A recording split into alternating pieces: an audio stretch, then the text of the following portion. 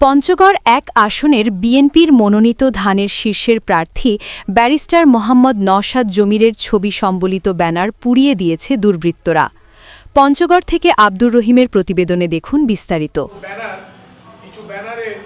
৩১ জানুয়ারি দিবাগত রাতে পঞ্চগড় সদর উপজেলার যতনপুকুরি এবং তেঁতুলিয়া উপজেলার বাংলাবান্ধা এলাকায় সড়কের পাশে অবস্থিত প্রায় ৮ থেকে ১০টি ব্যানার পুড়িয়ে দেয়।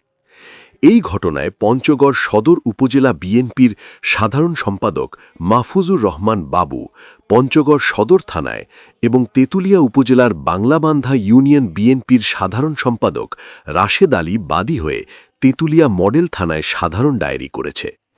এদিকে ক্ষুব্ধ হয়ে ব্যারিস্টার মোহাম্মদ নওশাদ জমিরের নির্বাচনী এজেন্টে তার ছোট ভাই ব্যারিস্টার নওফাল জমির রবিবার ১ ফেব্রুয়ারি রাতে পঞ্চগড় জেলা বিএনপির দলীয় কার্যালয়ে সংবাদ সম্মেলন করেন।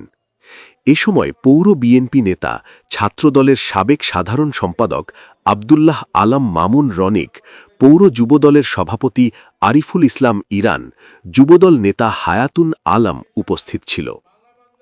লিখিত বক্তব্যে ব্যারিস্টার নওফেল জমির লিখিত বক্তব্যে বলেন, আমরা খুব মর্মাহত, কারণ ৩১ জানুয়ারি দিবাগত রাতে আমাদের ২ উপজেলায় কয়েকটি স্থানে ধানের শীষের ব্যানার পুড়িয়ে দেওয়া হয়। এতে দাহ্য পদার্থ ব্যবহার করে ব্যানার পুড়িয়ে দেওয়া হয়েছে। আসলে নির্বাচনে ভিন্ন মত থাকবে, প্রতিযোগিতা থাকবে, কিন্তু ব্যানার পুড়িয়ে দেওয়া হবে কেন? এ ধরনের ঘটনা গণতন্ত্রের জন্য হুমকি বলে উল্লেখ করে ব্যারিস্টার নওফেল জমির। সংবাদ সম্মেলনে জেলার কর্মরত সংবাদকর্মীরা উপস্থিত ছিল। আমরা যে বাংলাদেশ জাতীয়তাবাদী দল পঞ্চগড় এক আসনে ব্যারিস্টার মোহাম্মদ নওশাদ জমির এর যে সকল ব্যানার, কিছু ব্যানারের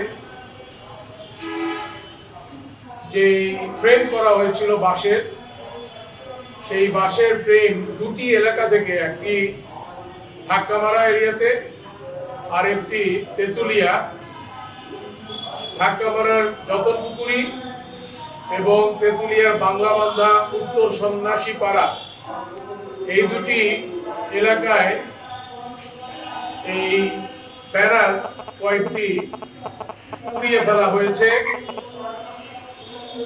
এবং পোড়ার পরে নিচে যে অবশিষ্ট পড়েছে পুড়ে যাওয়ার ব্যানারের, তা দেখে ধারণা করা যাচ্ছে যে এতে কোনো দাহ্য ব্যবহার করা হয়েছে।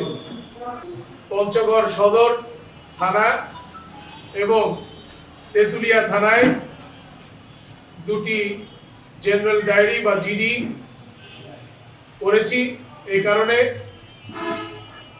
এবং আমরা অত্যন্ত শঙ্কিত, প্রথমত মর্মাহত এবং শঙ্কিত এজন্য যে এ ধরনের কাজ আসলে অসুস্থ রাজনীতির পরিচয় না।